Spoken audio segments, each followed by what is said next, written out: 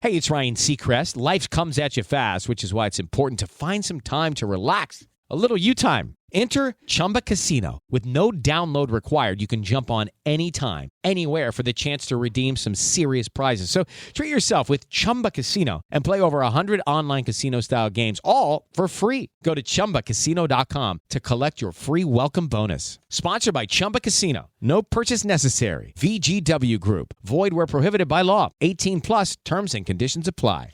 All right, we're all set for the party. I've trimmed the tree, hung the mistletoe, and paired all those weird-shaped knives and forks with the appropriate cheeses. And I plugged in the Bartesian. Bartesian? It's a home cocktail maker that makes over 60 premium cocktails, plus a whole lot of seasonal favorites, too. I just got it for 50 off. So, how about a Cosmopolitan or a mistletoe margarita? I'm thirsty. Watch. I just pop in a capsule, choose my strength, and... Wow, it's beginning to feel more seasonal in here already. If your holiday party doesn't have a bartender, then you become the bartender. Unless you've got a Bartesian, because Bartesian crafts every cocktail perfectly in as little as 30 seconds. And I just got it for $50 off. 'Tis the season to be jollier.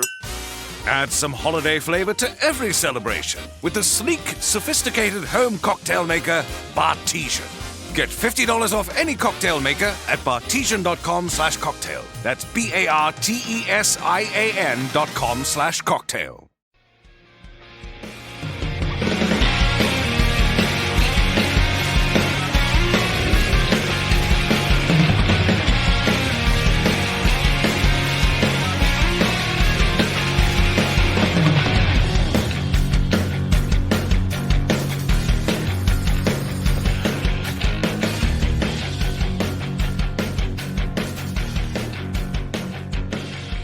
To me, my X-Men. What is up? Welcome back to another episode of Hops Geek News, your home for comic books, movies, TV shows, and typically we feature a beer of the week. I am Matt. With me, as always, is Lauren. And today's episode, we figured since, Deadpool and Wolverine is still going on, big, just collecting money, cash cow, people are still talking about it. And there actually seems to be some interest in our Cajun friend. We're going to talk a little bit about Gambit, aka Remy LeBeau's comic book origins a bit, kind of make you familiar with him if you might not know who he is. And we're going to dive into that. So first things first, though, is we always like to kick off our show with an intro, talking about our beer, what we might have messed up on or looked into the week prior, what we've been reading or watching. We go into some news and then our main topic. As always, Hops Geek News, every podcasting platform, every social media platform, that is where you can find us.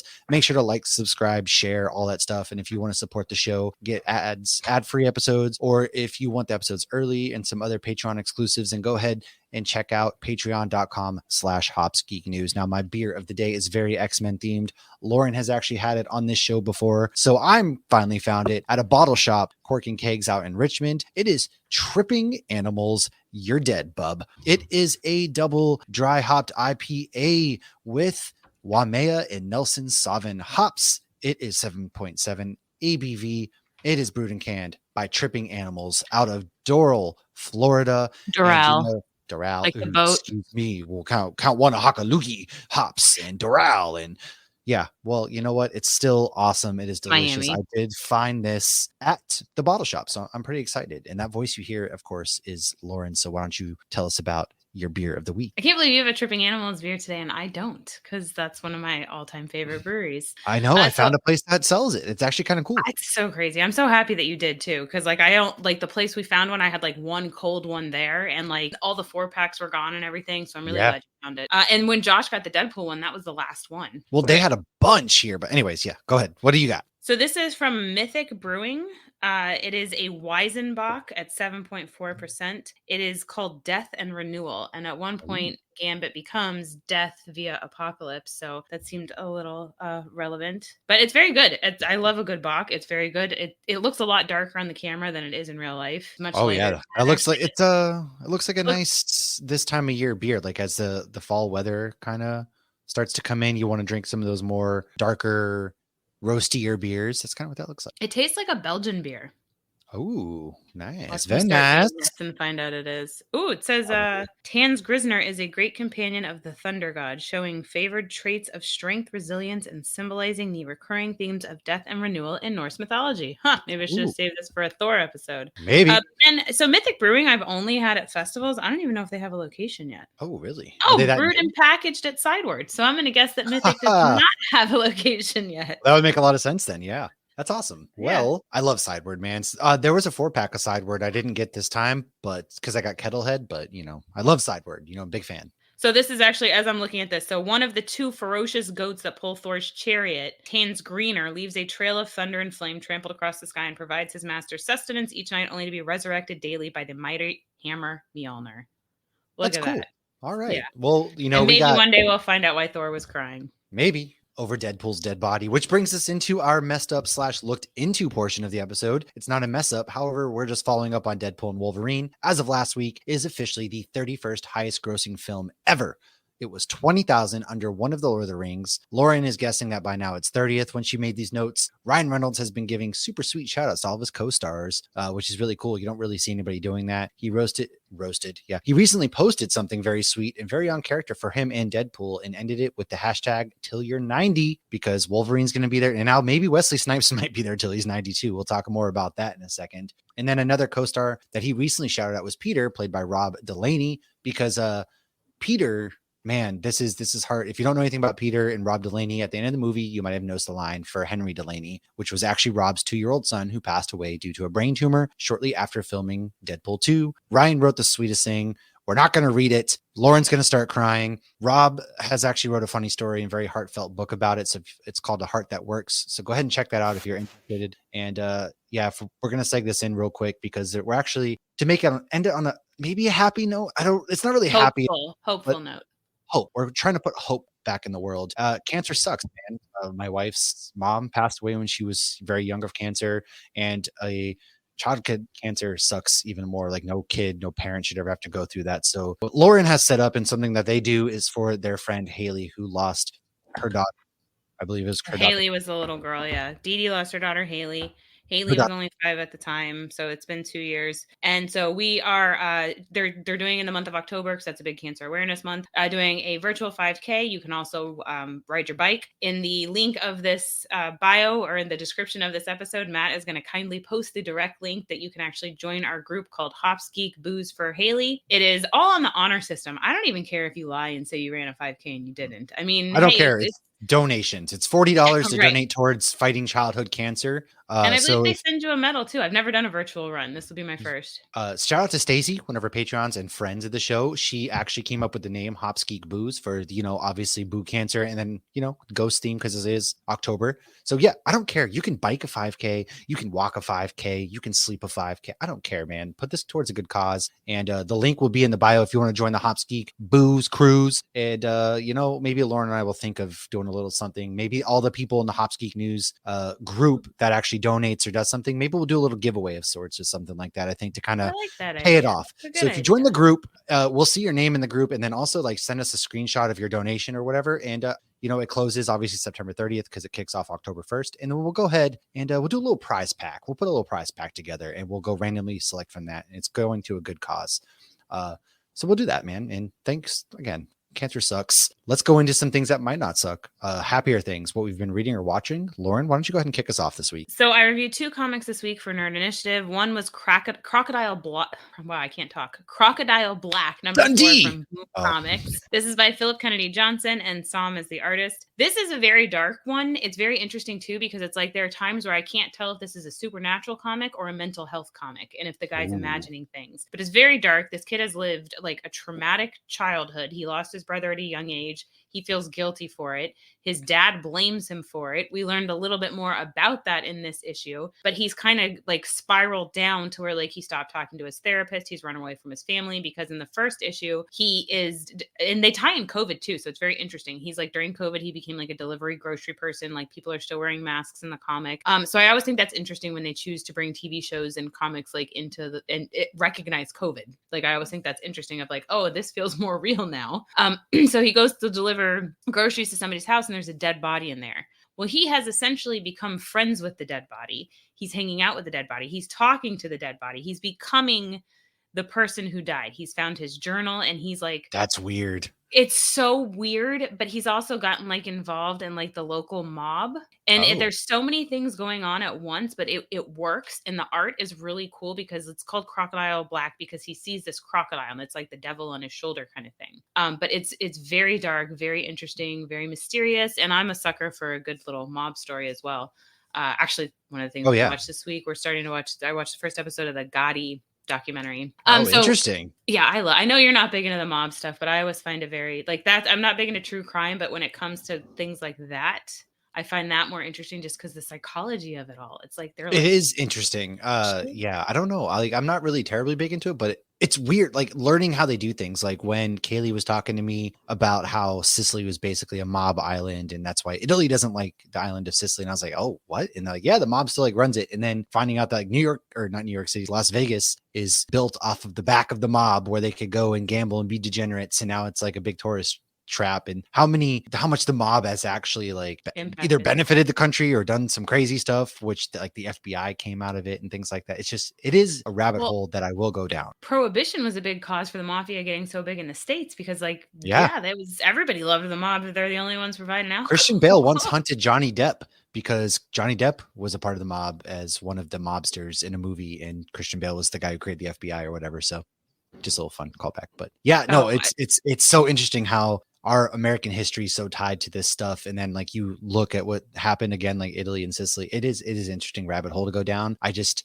Something about mob movies itself, I don't know, just whatever, but the actual history behind it all is cool. Yeah, well, and there's one mob movie to go to Johnny Depp where and it's based on a real story, and I read the book The Way of the Wise Guy, and he like is supposed to be undercover, and he starts falling into it, and he starts becoming a wise guy, and the movie's fantastic. I can only remember the name of the book. I'm sure somebody out there is yelling it, probably Timmy, if he's watching. You idiot! Him and I are both big on the mob movies. Okay, so going into the other comic I reviewed this week were Wolverine Revenge #1 by Marvel. So this is by Jonathan Hickman and Greg Cappullo. So why don't you tell us? Because I'm always the one raving about Wolverine. Why don't we get a non-biased opinion on this one? Now, yes, this is Greg Capullo's big return to Marvel, and Jonathan Hickman is obviously writing it.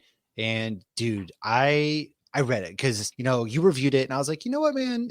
Maybe because I saw you guys. You don't read too many Wolverine ones. I don't, and I specifically don't read too many X-Men, period, because I feel like there's too many X-Men comics out at one time that kind of overwhelms me. And I'm like, I can't get into it. I get it. Batman's kind of the same way. It's cash cows for these comic book companies so they can produce the other stuff. Now, when I saw you and Ken actually talk about the ending, I was like, you're like, I didn't think they would go this route. And I was like, I'm a little interested. I got some free time. Why don't I just pull it on up? I'm going to read it, see what it's about.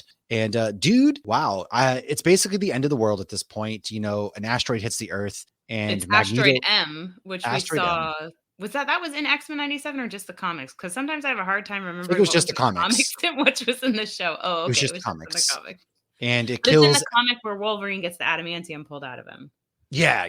And it kills Magneto, which sets off an EMP. The world's in ashes, and this is where we find Wolverine basically in Savage Land, riding a Triceratops, which is living really cool. His best life. He's on vacation, and Nick Fury shows up like, "Hey, bub, we need you." And he's like, "I'm on vacation, bub." And he's like, "Well, I don't know about you, but the world's pretty much ended, and we need your help." Clearly, you don't know what's going on. Yes, and this turns into like a heist. So now Bucky Barnes, Captain America, Wolverine, and what's left of S.H.I.E.L.D. They have 3 like helicarriers left. They're gonna go, and I can't exactly remember. Yes, they're gonna go steal something to hopefully save the Earth, and they got to get that electricity back on. So they got to steal something to power up the power back up the world, or more, because people are just dying left and right. Yes. Like a bunch of people died initially, and now it's like without power, we are hopeless. We are helpless. Like we can't do anything without power these days. It's crazy, right? And then so they are gonna go do this heist. They kind of split up, and then you see them slowly getting stalked. S.H.I.E.L.D. agents are getting taken out.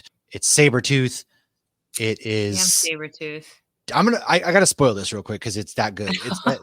I think issue 2 is gonna be phenomenal. So yeah, go ahead, spoil 1, but don't spoil 2. But 2 is not out yet. 2's not out yet, but spoil issue 1 because I want you guys to get hooked on this. It's Deadpool, it's Sabretooth, and why am I blanking on the name?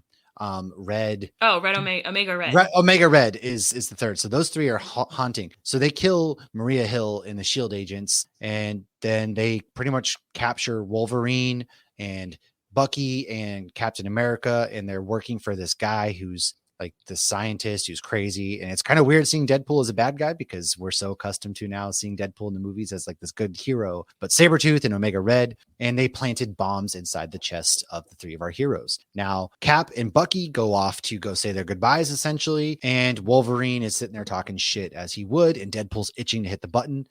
Deadpool hits the button. And this is what blew me away, pun intended. I did not know that this initial issue, the art by Greg, and absolutely did not see Jonathan Hickman taking this, is very bold. Cap and Bucky blow up. They're dead.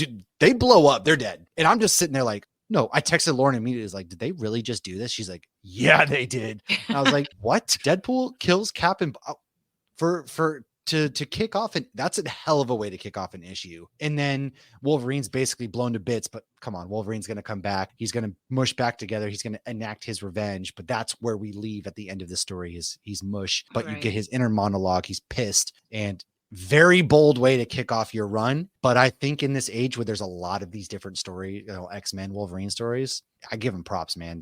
And it's Greg's big return to Marvel. What an explosive way. How many bomb puns can I fit into this? Let's find out. I think one of the things I loved about this comic, because I feel like I'm always reading more than one Wolverine comic, so I sometimes have to stop and think, okay, which one was Jeff Bannister in, and which, so I have to, because this week I read Helverine, I read the last 3 Blood Hunts for Wolverine, and I read Wolverine Revenge. And fun fact for anybody who's reading the Wolverine Blood Hunt, if you're reading those ones, it seemed like it was kind of connected to Wolverine that just ended, because you see that relationship with Jeff Bannister continuing. And Ben Percy did Helverine, and I love how he writes Wolverine.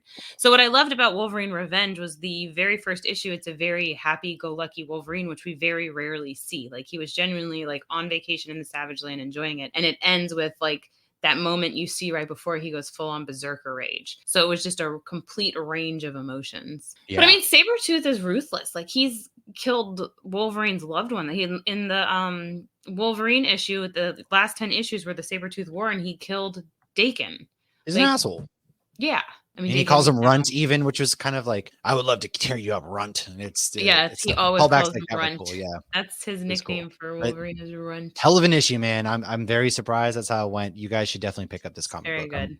Very good. We know what I'm raving about, a Wolverine or an X-Men comic. You should probably pick it up. So the only other thing I just mentioned the other things I read. So it was funny. I watched Wolverine Origins last night, and I'm only mentioning this because I mean, honestly, I watched it 6 weeks ago or whatever, but Brielle is now going through these things. So I wanted to watch Wolverine Origins with her, because she also asks questions. And of course, sometimes a lot of times I answer them because I want her to stay engaged. But sometimes I'm like, okay, well, that's going to, like, she asked if Silver Fox was a mutant. And I was like, well, I can't answer that question. She goes, you just did. You also called her Silver Fox before you called her Kayla. So clearly she's a mutant.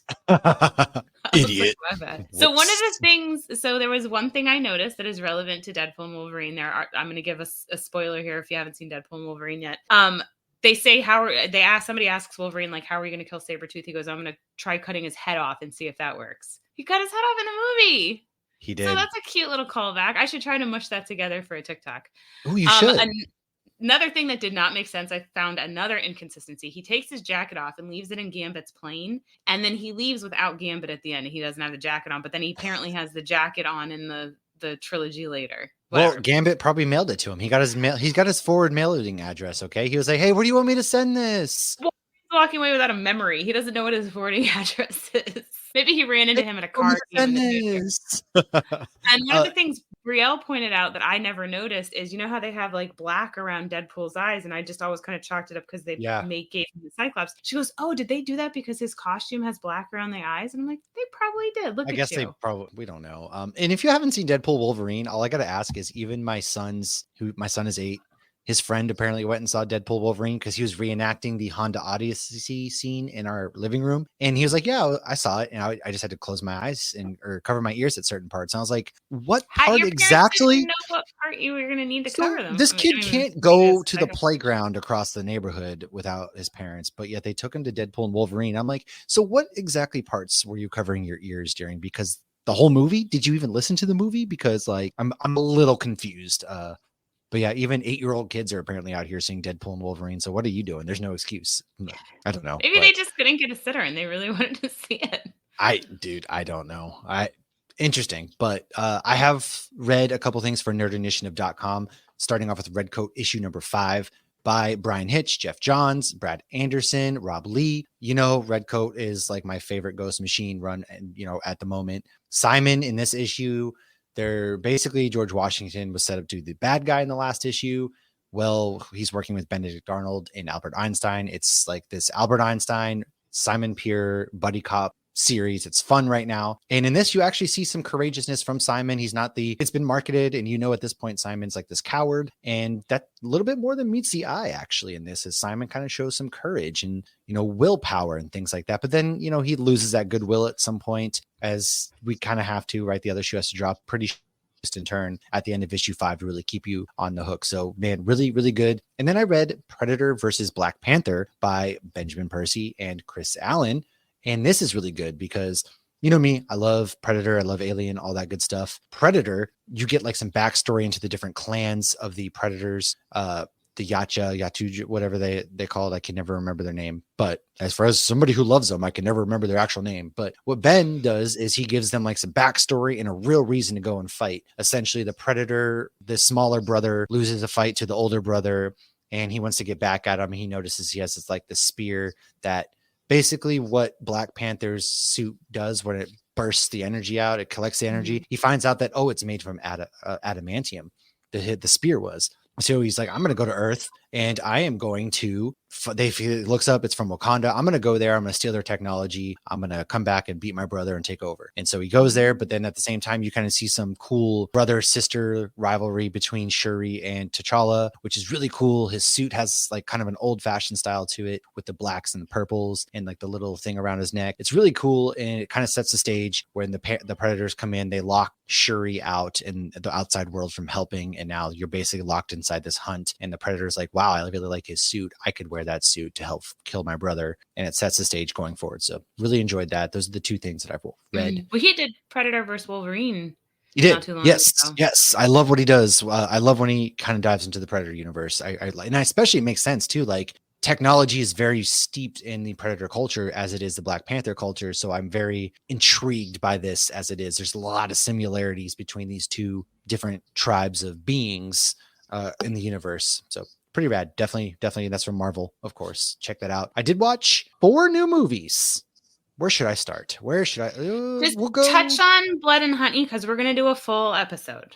Okay, I will touch on Blood and Honey. I'll start there. If you've seen Pooh, Blood and Honey 1, it's the worst movie ever made. This movie works to correct that. This is the movie I think they wanted to make, but they didn't have the budget.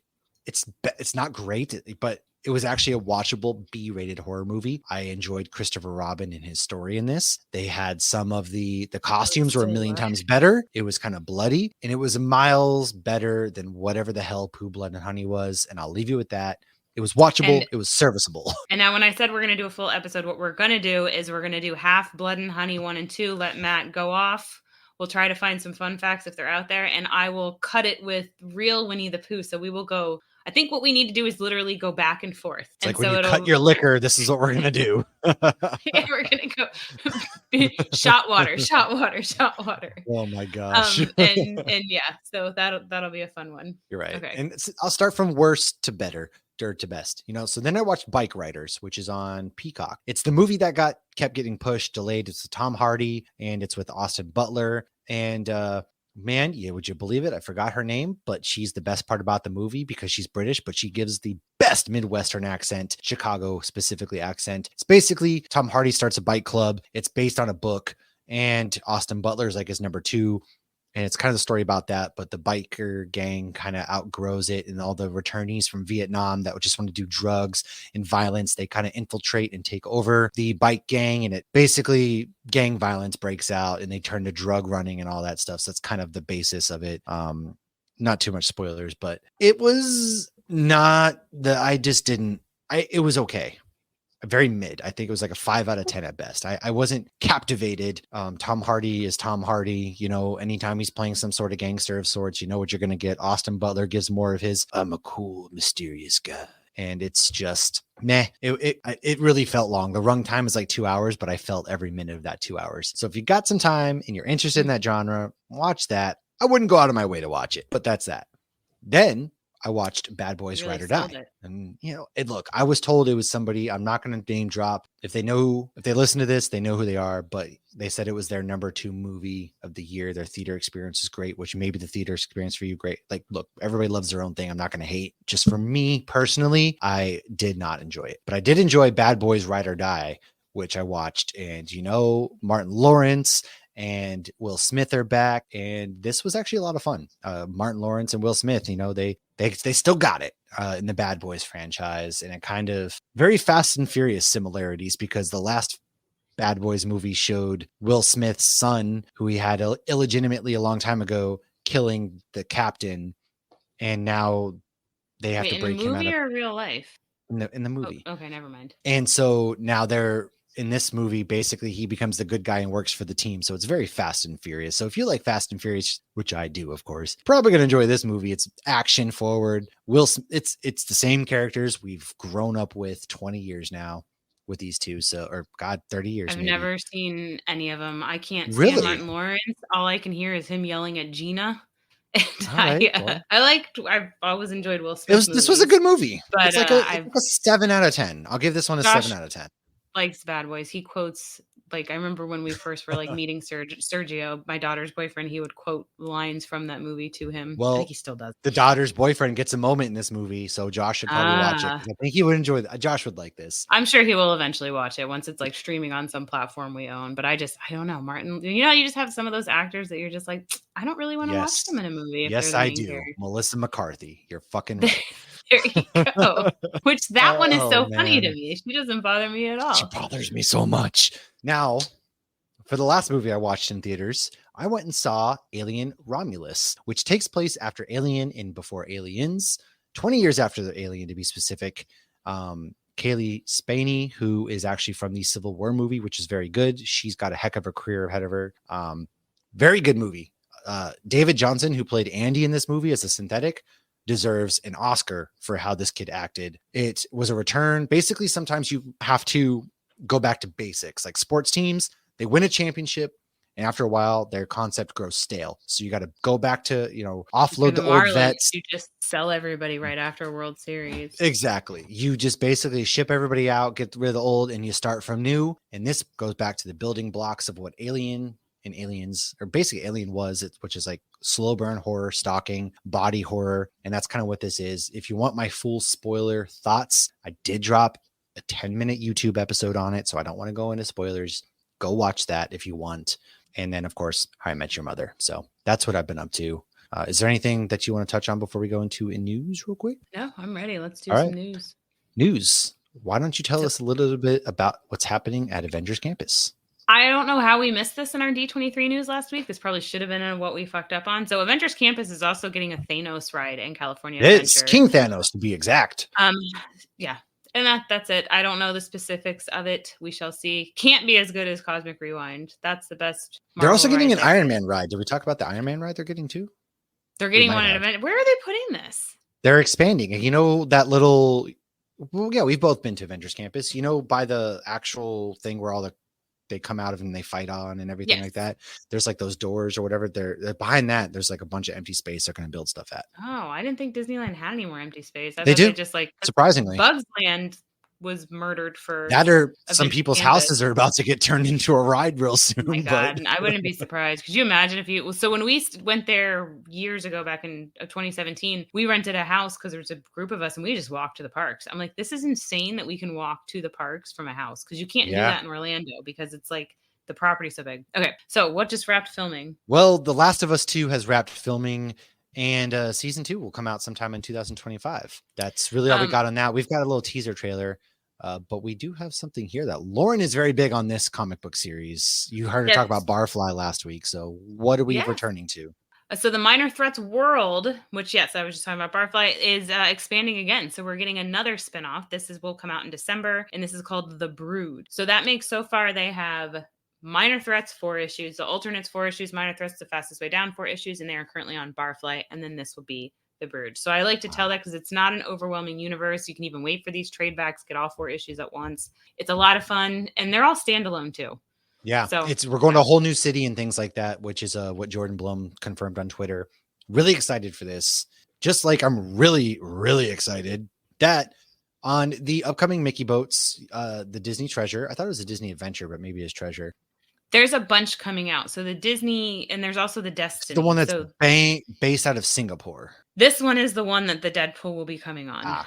So yes, they're gonna get Deadpool himself will be a part of the Avengers Assemble show. We're gonna get to hear Caps. He's gonna get to hear Cap say it. The boat set sail next year, and its home port will be Singapore. Hopefully, it comes to where we can go on it. Come on, Eventually. What a world There's we live in. So many boats coming out, and so I watched. There is God. And it's still like concept art, but it looks like the whole atrium. I don't know if it's the atrium or if it's up above it. It's like they're gonna have like a picture of a castle. Like they're trying to recreate a theme park on there by having like the grassy hub, and they're gonna have like a Moana Polynesian themed restaurant right there in this middle area. And then I forget what the other side was, but it had Indian food, so it sounded delicious. But it looks really cool. It all looks so cool. And then obviously the Destiny is the one that's gonna have Black Panther in the atrium and Spider-Man on the back. I'm excited. Carrie and I were talking about booking our cruise here soon, so we should probably talk about that. But I do need a rant for a minute. I do, because The Acolyte has been canceled. No season 2. Was it the best show that they could have put out? Absolutely not. There's a lot of things that I wish. It gave us some of the coolest lightsaber battles. I thought Quimir and Manny Jacinto were freaking incredible, and they teased Plagueis. Could have done without the twin story. They could have done the High Republic a little bit better.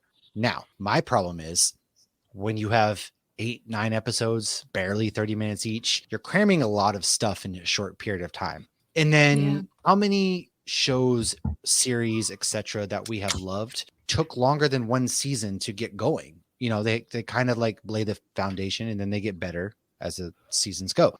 And so we're canceling it immediately, which, you know, there's a certain side of the Star Wars fandom, the certain like right side of things that are very excited. They've been screaming nonstop since this was out. So it feels like you're catering to that. Granted, it was the viewership was low, the lowest of any Star Wars show. I understand that. But to cancel it when you didn't really, you got to commit to longer episodes.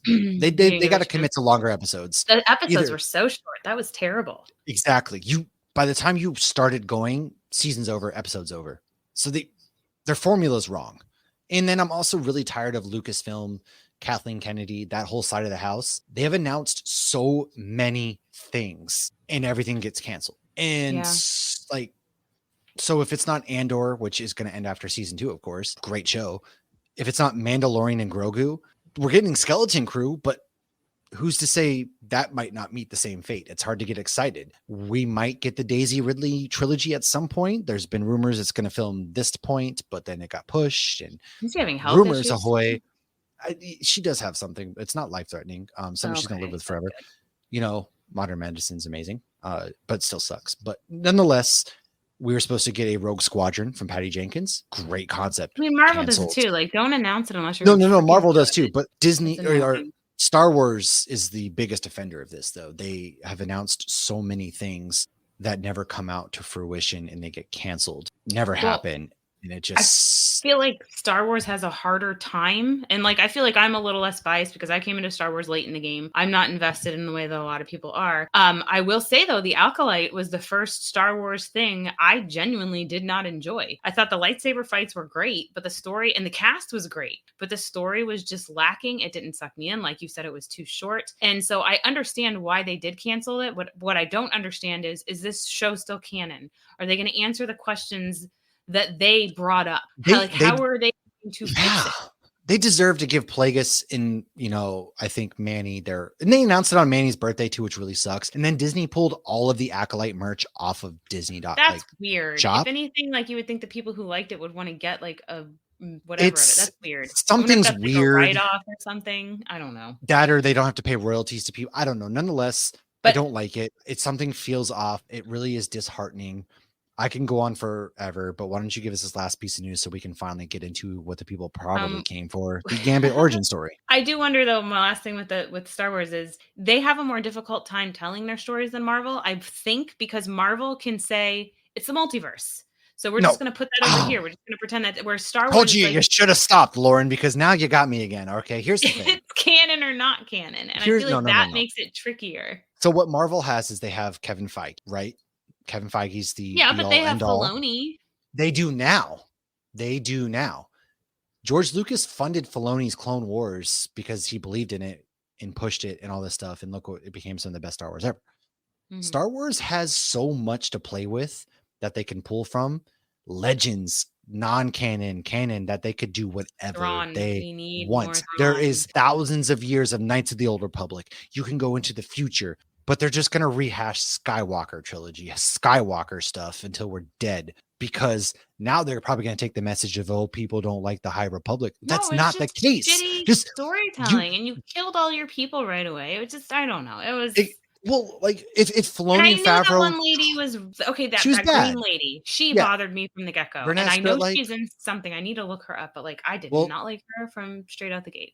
she wasn't Right. a very good actress in my opinion. And then my last piece is, not. if Filoni and Favreau are indeed going to helm this universe, then they need to helm this universe and they need to get something going like Kevin Feige. Like, I hate saying that, oh, they need to follow the Marvel. No, the fact of the matter is, when you have this much of a playground, like James Gunn is helming DC and Feige helms Marvel, you need somebody with a clear vision, story plans, and to be the end all say all of Star Wars. And I'm hoping they make Filoni in that. So that's what I'll say of that. I'll drop it. We're dead. I have here. a great segue here to go into Gambit. It can get lonely climbing Mount McKinley, so to entertain myself, I go to ChumbaCasino.com. At Chumba Casino, I can play hundreds of online casino-style games for free, like online slots, bingo, Slingo, and more. Plus, I get a daily login bonus. It's just too bad that up here, I don't have anyone to share my excitement with. Woohoo! Live the Chumba life. Anytime, anywhere. Play for free now at ChumbaCasino.com. VGW Group. No purchase necessary. Void where prohibited by law. See terms and conditions. 18+. All right, we're all set for the party. I've trimmed the tree, hung the mistletoe, and paired all those weird-shaped knives and forks with the appropriate cheeses. And I plugged in the Bartesian. Bartesian? It's a home cocktail maker that makes over 60 premium cocktails, plus a whole lot of seasonal favorites, too. I just got it for 50 off. So, how about a Cosmopolitan or a mistletoe margarita? I'm thirsty. Watch. I just pop in a capsule, choose my strength, and Wow. It's beginning to feel more seasonal in here already. if your holiday party doesn't have a bartender, then you become the bartender. Unless you've got a Bartesian, because Bartesian crafts every cocktail perfectly in as little as 30 seconds. And I just got it for $50 off. 'Tis the season to be jollier. Add some holiday flavor to every celebration with the sleek, sophisticated home cocktail maker, Bartesian. Get $50 off any cocktail maker at bartesian.com/cocktail. That's BARTESIAN.com/cocktail. Recently, a new client called me and started by saying, "Mr. Morgan, I really need your help, but I'm just a nobody." Those words stunned me, and I immediately called him back, and we're now helping him and his family after a terrible accident. I'm John Morgan of Morgan & Morgan. Everybody who comes to our firm at their time of need is a somebody. I grew up poor, but my grandmother was like a queen to us. At Morgan & Morgan, our goal is to level the playing field for you and your family at your time of need.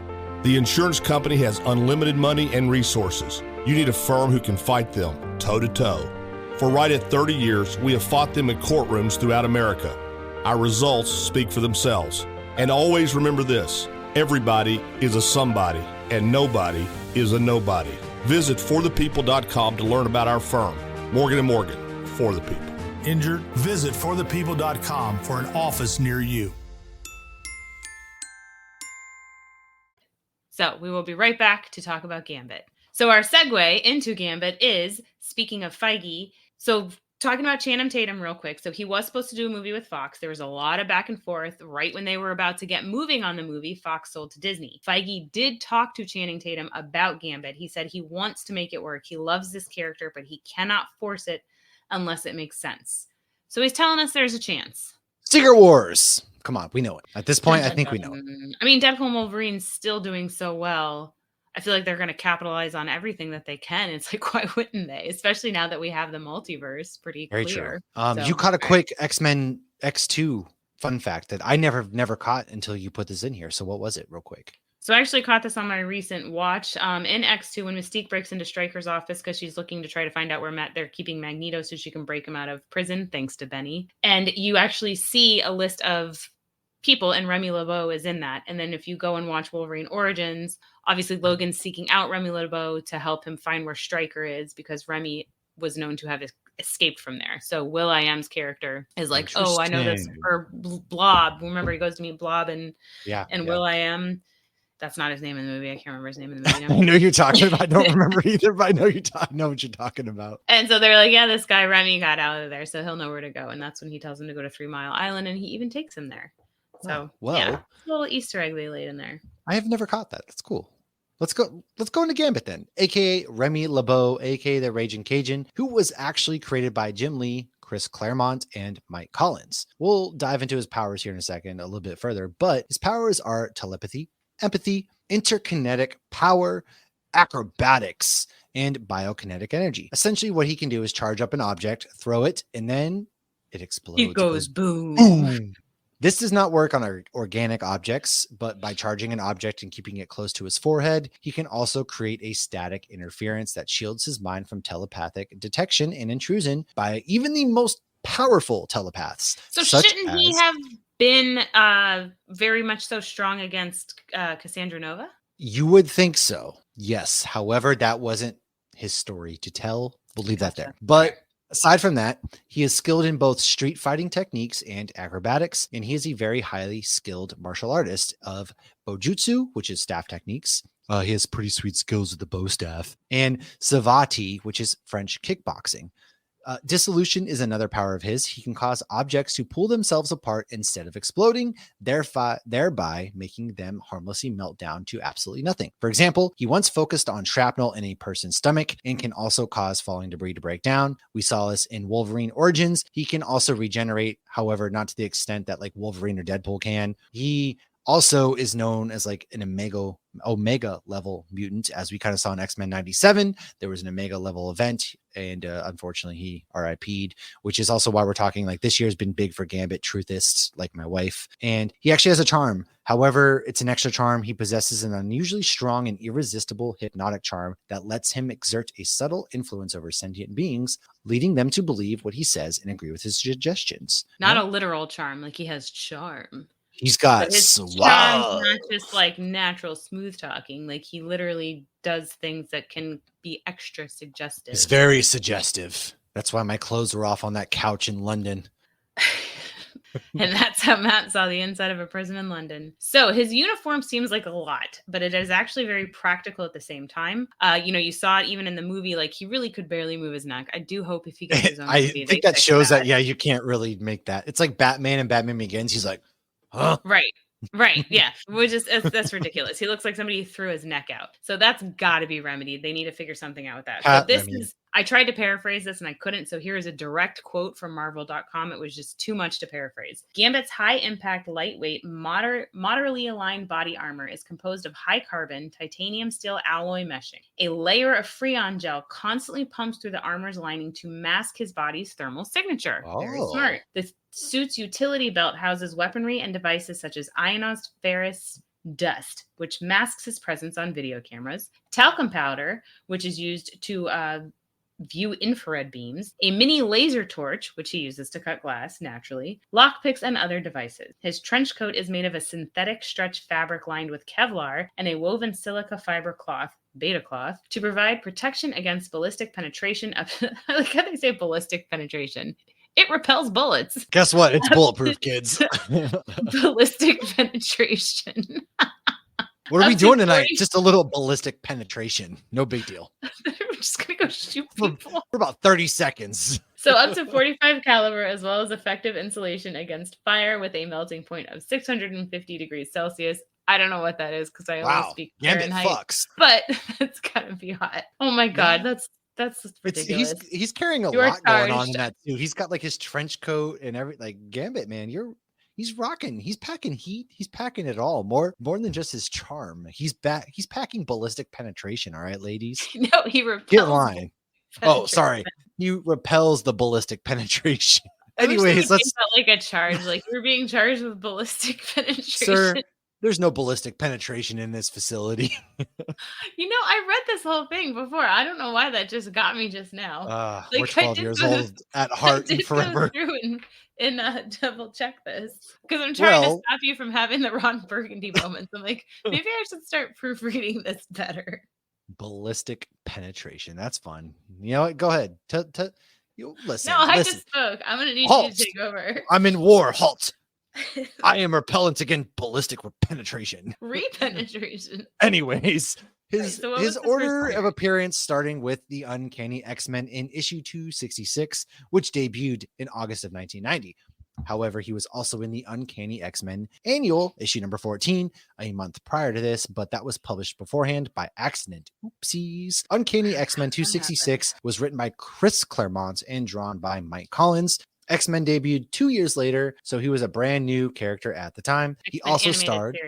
Sorry, the animated series. Yes, I was like, Lauren, this is wrong, but we're just going to save it for next week's. But I just was surprised at that was so quick. I mean, I assume they took a risk, but I did. It's all that ballistic penetration, man. I can see how they fell in love with his charm. He charmed right off the page. He charmed all the ballistic penetration right off, and he's also starred and or co-starred in Gambit Volume 1, which came out in 1993, and Gambit Volume 2, which came out in 1997. As you know, it took a few years to get there. It explored the character's mysterious past and his ties to the New Orleans Thieves Guild. He also starred in Wolverine Gambit Victims 1995, which teamed the two popular X-Men on a mystery involving what appears to be a modern day Jack the Ripper, and as well as Gambit and Bishop, released in 2001, which was advertised as a sequel to the character's very first series that involves the two X-Men in Strife's return.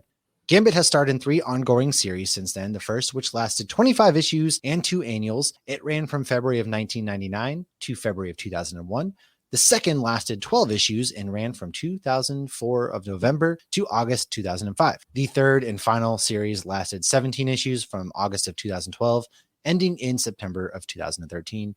Additionally, Gambit and the Externals, published in 1995, which featured a group of renegade mutants led by Gambit who had been living on the edge of law during the Age of Apocalypse storyline in 2009. Gambit's past was explored in the one-shot X-Men Origins Gambit in 2010. The one-shot Curse of the Mutants, Storming Gambit, was released as well in June of 2011, and he began co-starring in X-Men Legacy. So why don't you go into what his profession as a thief kind of was? So he was a professional thief and adventurer. That is listed as a profession for many Marvel characters, and I find it hilarious. It's like you're unemployed. I get it. Listen, so you don't really have a job. All right, we get it. Like, add something else to the resume. He's a mutant from New Orleans, Louisiana. Shortly after he was born, he was kidnapped by the Thieves Guild of New Orleans. The reason for his kidnapping was that the guild believed he was Le Diablo Blanc, meaning the White Devil. The one prophesized to restore. Excuse me, he's not the White Devil. Ace Ventura is the White Devil. Okay, get that right. Oh my God, yeah. They thought this was because he had red eyes. The real reason was most likely because there was some government testing going on his mother. Some government testing going on with his mom. At age 15, poor Gambit was once again kidnapped. This time so he could be sold to Hydra so they could have some mutant soldiers. However, he escaped. And in doing so, he learned about his trademark move. His friend dropped a playing card. Gambit picked it up. He threw it at somebody and kaboom! Thus it goes. And as a kid, Remy met a young girl whom he befriended and loved. Her name was Belladonna, for Dean and Charlie, not the porn star. And for Sam, not the poison. Supernatural, everybody. Later on, their fathers decided they were to marry. You're getting married. The goal was to unite the Guild of Assassins, which Bella's dad was in, and the rival Guild of Thieves, which Remy's dad was in. After they get hitched, Gambit was exiled and left Bella behind. They would still see each other from time to time, and eventually she became the leader of the Guild of Assassins. The reason for the exile was because Bella's brother challenged Gambit, saying he wasn't worthy. Gambit kills him. How's that for worthy, bud? And since the point of the marriage was peace, he was exiled in an attempt to keep peace between the thieves and assassins. He does later come back for a bit as he inherits his father's role as patriarch of the Thieves Guild and merges it with the Assassins Guild, which then become the Unified Guild. Gambit was once part of the Exiles. Various people were in this group at different times, including a cute version of Wolverine from Mojoverse called Wolvie. The Exiles were a group of heroes from different realities. Their job was to repair the time stream where needed, which to me sounds like a job that somebody from the TVA could assign. Very much so. At one point, Remy's powers were out of control, so he reached out to Sinister for help, as one does. Clearly. Sinister removed some of Remy's brain tissue to reduce his power level. He got a That also lobotomy. helped him. Yes. He was actually a Kennedy, okay? They sent him for a lobotomy, all right? So this gave Sinister some control because that's what he likes to do. As a debt, though, because he helped him with his powers, Remy had to do missions for him that didn't last too long, though, because, Sinister's a bad guy and Remy's a good guy at heart.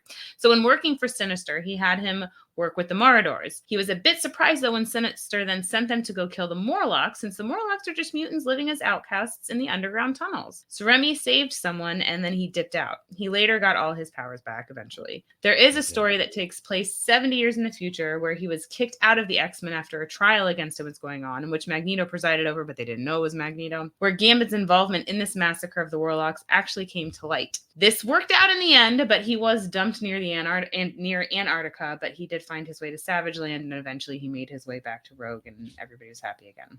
Ooh, okay. Tell me more. Storm is the one who sponsored him getting into the X-Men after he helped her when she was in the body of a child. She looked like a young teen, not like a child. This story is Gambit, I'm gonna need you to come have a seat. Oh, there is a line. I actually took a picture of it because I actually did read this comic today. So this story is actually Gambit's first appearance in Uncanny X-Men 266. The Shadow King had Storm trapped. Gambit just happened to be stealing some paintings there, and he found Storm in a pool after she had jumped out of a building. He helped her out, and he decided to leave the paintings to help her. He chose to help her over that. He sensed she was a fellow thief, which she was as a child. We even saw that in X-Men Apocalypse. They then helped each other out back and forth. And when he does join the X-Men later, obviously this is where he fell in love with Rogue. But at one point she's like, trust me and jump off this building. And he's like, you don't speak like a child. And he's like, if you weren't a child, I would think this was something else or something along those lines. I was like, good God, 1990. So the 90s were just kind of wild, man. Okay.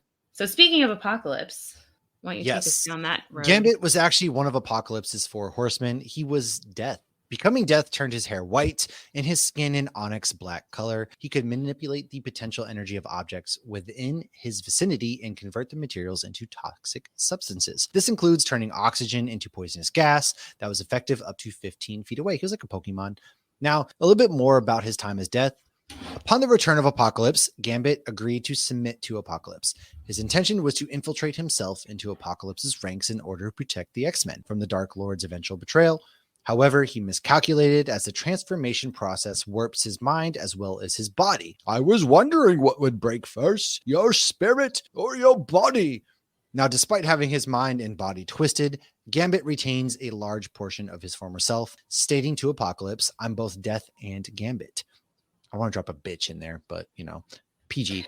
And he also remembered his love for Rogue as he could not bring himself to kill her. Gambit and Sunfire then returned to the Xavier Institute to claim Polaris.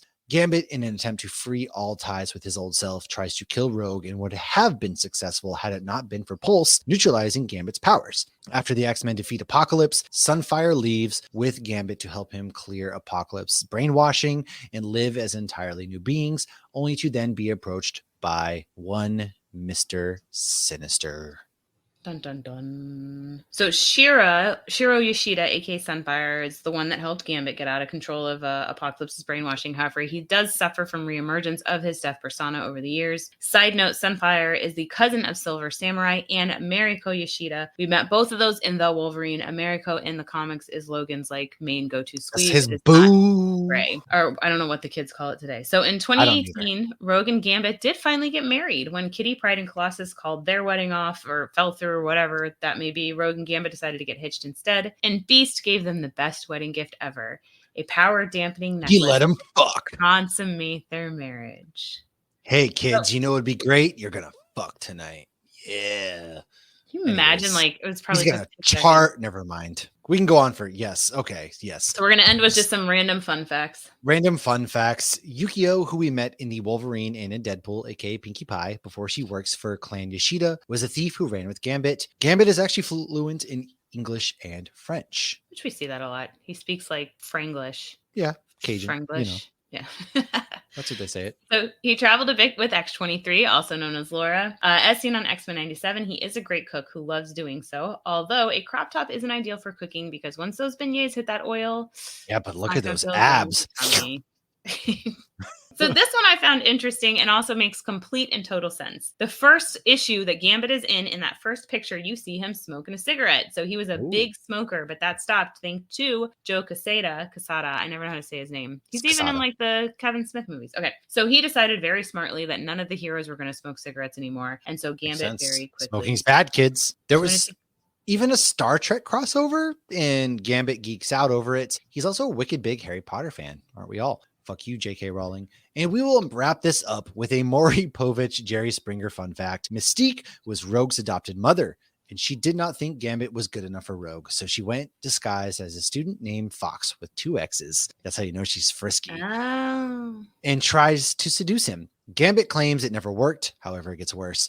When she reveals herself, she turns into Rogue and asks Gambit if she can relieve some of his tension. She basically tells him that he has needs that Rogue cannot meet, that she can meet. This did cause some problems with Rogue and Gambit, but in the end, they still get married. The name's Gambit, mon ami. Remember it.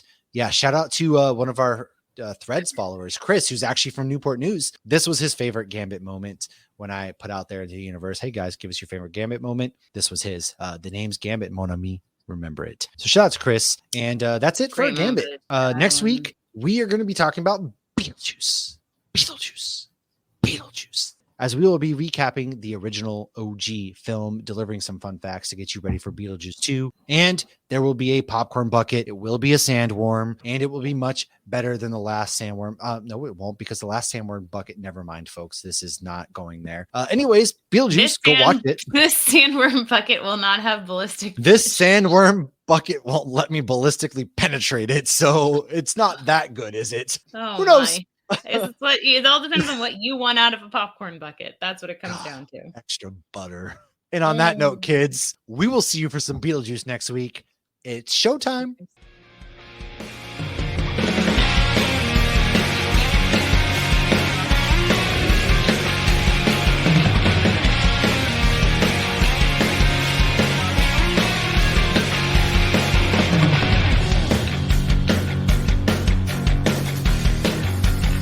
The content you are listening to is part of the Nerd Initiative Podcast Network. For more info about the home of pop culture positivity, check out nerdinitiative.com.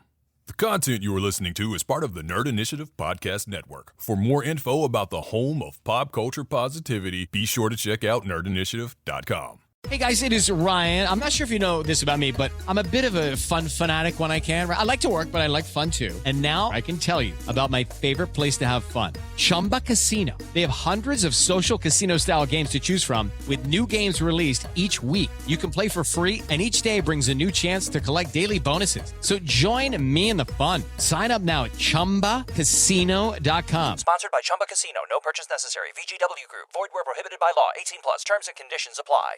All right, we're all set for the party. I've trimmed the tree, hung the mistletoe, and paired all those weird-shaped knives and forks with the appropriate cheeses. And I plugged in the Bartesian. Bartesian? It's a home cocktail maker that makes over 60 premium cocktails, plus a whole lot of seasonal favorites, too. I just got it for $50 off. So, how about a Cosmopolitan or a mistletoe margarita? I'm thirsty. Watch. I just pop in a capsule, choose my strength, and... Wow, it's beginning to feel more seasonal in here already. If your holiday party doesn't have a bartender, then you become the bartender. Unless you've got a Bartesian, because Bartesian crafts every cocktail perfectly in as little as 30 seconds. And I just got it for $50 off. 'Tis the season to be jollier. Add some holiday flavor to every celebration with the sleek, sophisticated home cocktail maker, Bartesian. Get $50 off any cocktail maker at bartesian.com/cocktail. That's BARTESIAN.com/cocktail.